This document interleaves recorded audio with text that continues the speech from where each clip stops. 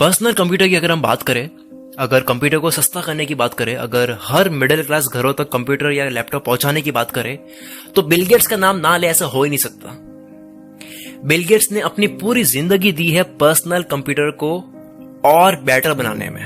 Personal computer मतलब क्या, जो पर्सनली एक इंसान चला सकता है समझ करके, इतना टफ नहीं है उसको समझना। या फिर लैपटॉप को चलाना है, कंप्यूटर को चलाना इतना टफ नहीं है। पहले सुपर कंप्यूटर होते थे, पूरे कमरे जितने बड़े होते थे, और चलाना भी हर किसी की बस की बात नहीं थी, और 2-3 लोग मिलकर चलाते थे। कई बार ऐसे होते थे जैसे कोई हवाई जहाज उड़ा रहा है। फोटो में देख सकते हो, आपको दिख रहा होगा। जब मैं बीसीए कर रहा था तब ये मैंने देखा था, पहली बार सुना था। मैं वाकई में शॉक हो गया था कि यार एक कंप्यूटर को चलाने के लिए इतनी चीज है, इतना बड़ा होता है कंप्यूटर। बिल गेट्स का जन्म अमीर फैमिली में ही हुआ था, मतलब बिल्कुल ही गरीब नहीं थे वो। इनकी कहानी ऐसी नहीं है कि बचपन में बहुत गरीब थे, ऐसा नहीं इनके साथ में। इनके फादर लॉयर थे, तो हर घर की तरह इनके फादर भी चाहते थे कि वो भी अपने फादर की तरह एक सक्सेसफुल लॉयर बने। लेकिन उनकी रुचि थी कंप्यूटर में, प्रोग्रामिंग में। ये जो सॉफ्टवेयर बनाने होते हैं, इसमें कोडिंग करनी होती है। आपकी डिस्प्ले पे दिख रहा होगा, ऐसे कोडिंग करनी होती है, इससे सॉफ्टवेयर्स बनते हैं, प्रोग्राम्स बनाने होते हैं ऐसे।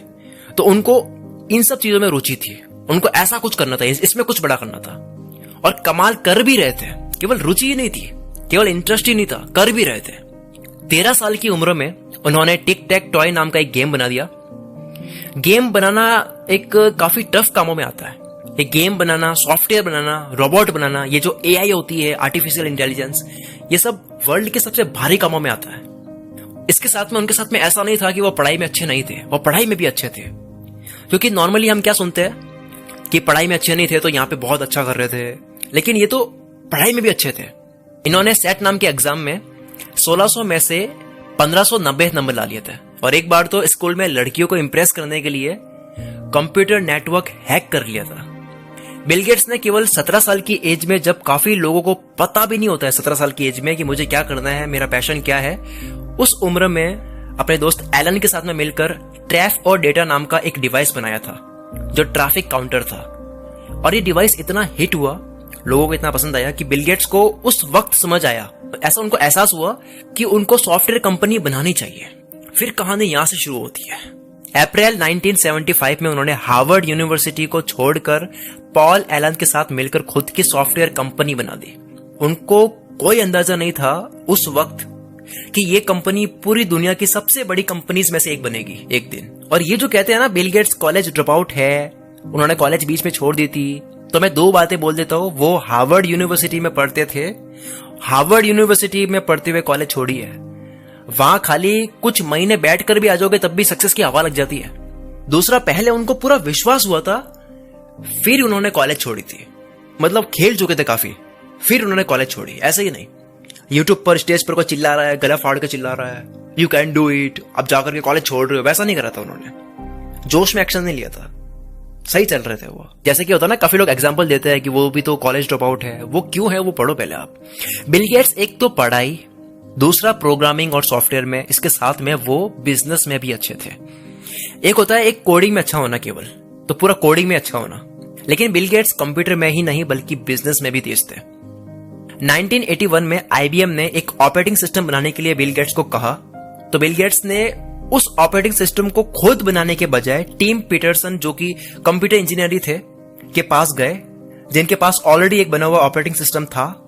तो वो बना हुआ ऑपरेटिंग सिस्टम $50,000 में खरीद लिया बिल गेट्स ने, और आईबीएम को रॉयल्टी पर बेच दिया। उसका नाम था MS-DOS, जिसकी कीमत 6 महीने में ही वसूल हो गई थी। वो हर वक्त बिजनेस में कुछ बड़ा और अलग करने की तलाश में ही रहते थे। बिल गेट्स अपने काम को लेकर इतने क्यूरियस और डिवोटेड थे, और ये बात अल्बर्ट आइंस्टीन ने भी कही है।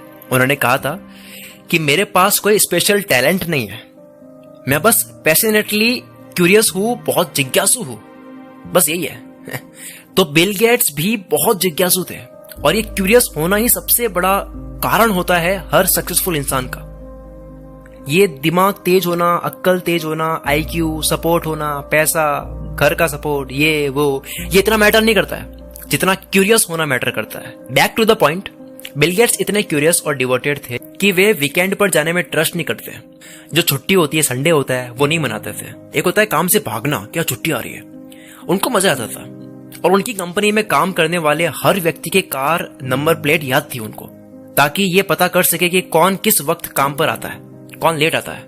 इतने क्यूरियस होने की वजह से, प्रोग्रामिंग में तेज होने की वजह से, बिजनेस में तेज होने की वजह से, बचपन से ही बड़े बड़े धमाके करने की वजह से, समय की कदर करने की वजह से, कुछ ही सालों में 1987 में जब वो 31 साल के थे, तब उनका दुनिया के सबसे अमीर लोगों की लिस्ट में नाम आ चुका था। बिल गेट्स ने एक इंटरव्यू में भी कहा था, जब उनकी सफलता का राज पूछा गया, उन्होंने बताया कि वो एक साल में 50 बुक्स रीड करते हैं, यानी कि महीने की 4, पर वीक एक बुक, और वो पढ़कर इंप्लीमेंट करने की कोशिश करते हैं रियल लाइफ में। बिल गेट्स ने कई बारी अपनी सक्सेस का राज बुक रीडिंग ही बताया।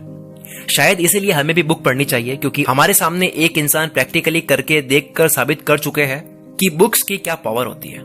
एक बार बिल गेट्स ने कहा था कि उनकी लाइफ का सबसे बड़ा रिग्रेट यह है कि वो इंग्लिश के अलावा और दूसरी लैंग्वेज नहीं जानते।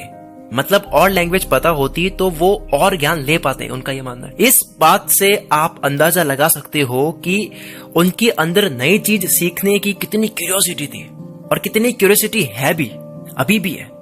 इतने बड़े बन जाने के बाद भी, इतने ज्ञानी होने के बाद भी आज भी पढ़ते रहते हैं। एक बार एक स्टूडेंट ने बिल गेट्स और वॉरेन बफेट से एक सवाल किया था कि वो कौन सी सुपर पावर है, वो कौन सी शक्ति है जो आप पाना चाहते हो। तो बिल गेट्स ने कहा फास्ट पढ़ने की शक्ति, और वॉरेन बफेट ने भी यही बात बोलते हुए कहा मैंने अपनी जिंदगी के 10 साल वेस्ट कर दिए स्लो पढ़ने में। दुनिया के सबसे अमीरों में टॉप 10 में इनका नाम आता है। इन्होंने भी, बिल गेट्स और वॉरेन बफेट ने भी, शक्ति पानी चाहिए तो फास्ट रीडिंग पढ़ने की। कोई गायब होने की, हवा में उड़ने की, टाइम ट्रेवल करने की, फ्यूचर में जाने की बात नहीं करी उन्होंने। एक ही शक्ति चाहिए, फास्ट पढ़ने की, स्पीड से ज्ञान लेने की। फिर बिल गेट्स ने 1994 में एंड्रयू कार्नेगी और जॉन डी रॉकफेलर से इंस्पायर होकर उन्होंने अपनी कंपनी के कुछ शेयर बेचकर विलियम एच गेट्स फाउंडेशन की स्थापना कर दी, और सन 2000 में अपनी वाइफ के साथ में मिलकर bill and Melinda Gates foundation की स्थापना की, जिसके लिए उन्होंने अपने कंपनी के $5 बिलियन के शेयर्स बेच दिए। $1 बिलियन कितने होते हैं? 7,000 करोड़ रुपए। तो बिल गेट्स ने $5 बिलियन के शेयर्स बेच दिए अपनी फाउंडेशन के लिए, जो एनजीओ के लिए अमाउंट इकट्ठा करती है लोगों की भलाई में। 2007 में उन्होंने अपनी नेटवर्थ का 95% अमाउंट डोनेट कर दिया था। 2013 के अकॉर्डिंग उनका यह फाउंडेशन दुनिया का सबसे वैल्यूएबल फाउंडेशन बन गया था। बिल गेट्स 1995 से 2007 तक दुनिया के सबसे अमीर आदमी बने रहे, फर्स्ट पे। 2007 में डोनेशन की वजह से वो पीछे गए थे।